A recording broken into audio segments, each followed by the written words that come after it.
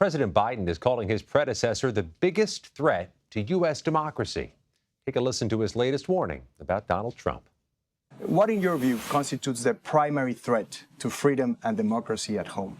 Donald Trump. Seriously. Donald Trump uses phrases like he's going to eviscerate the Constitution, he's going to be a dictator on day one. CBS News contributor and anchor for Televisa-Univision, Enrique Acevedo, who spoke with the president, is with us now. Enrique, what news did President Biden make in the interview? Well, we spoke on a wide-ranging list of issues, from his speech his State of the Union speech, where he talked about how freedom and democracy were under assault at home, to the events of January 6th, but mainly about Latino voters.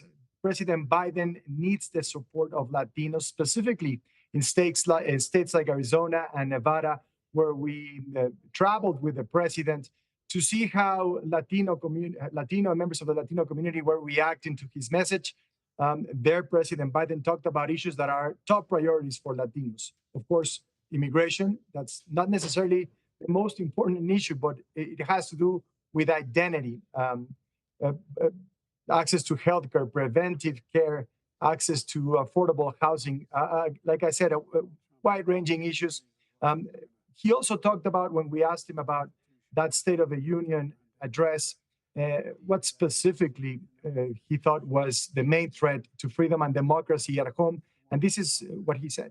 The idea that he would sit in the office, and I'll show you before you leave, off the Oval Office, and watch for hours the attack on the Capitol and the destruction and the mayhem and the people who were killed, the police officers who died, and call them political heroes, call them patriots, and saying that if he gets elected, he's going to free them all. So Donald Trump, that was his answer when we spoke about the main threats to freedom and democracy at home. We spoke about the border, how he's been criticized by Republicans for not doing enough to secure the border.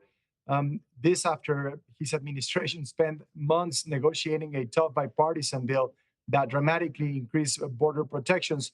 So I think President Biden is trying to first acknowledge that he needs the support of Latino voters, that the road to the White House, the road back to the White House, goes through El Barrio, and that in order to get their support, it's not just about economics, jobs, wages. It's also about issues like education and even gun safety, which we also spoke about. Like I said, traveled with the president to Arizona and Nevada, but we also sat down with him in the Roosevelt Room of the White House and in the Oval Office. Part of the interview was on foreign policy, and we asked him about Prime Minister Netanyahu and the increasing protests in Israel calling for his resignation. I asked President Biden if Prime Minister Netanyahu was more concerned about his political survival than he is about the national interest of his people. This is what President Biden said. Do you think at this point Prime Minister Netanyahu is more concerned about his political survival than he is in the national interest of his people? What I will tell you is I think what he's doing is a mistake. I don't agree with his approach. I think it's outrageous that those three vehicles were hit by drones and taken out on a highway where it wasn't like it was along the shore. It wasn't like there was a convoy moving there, et cetera. So what I'm calling for is for the Israelis to just call for a ceasefire, allow for the next 6-8 weeks total access to all food and medicine going into the country.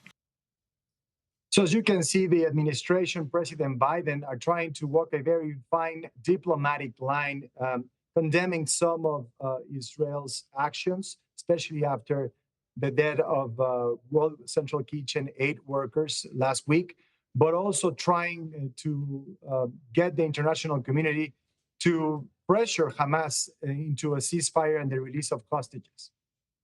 Enrique Acevedo, you covered a lot of ground in the interview, and to get the interview, we thank you for your time. Thank you so much.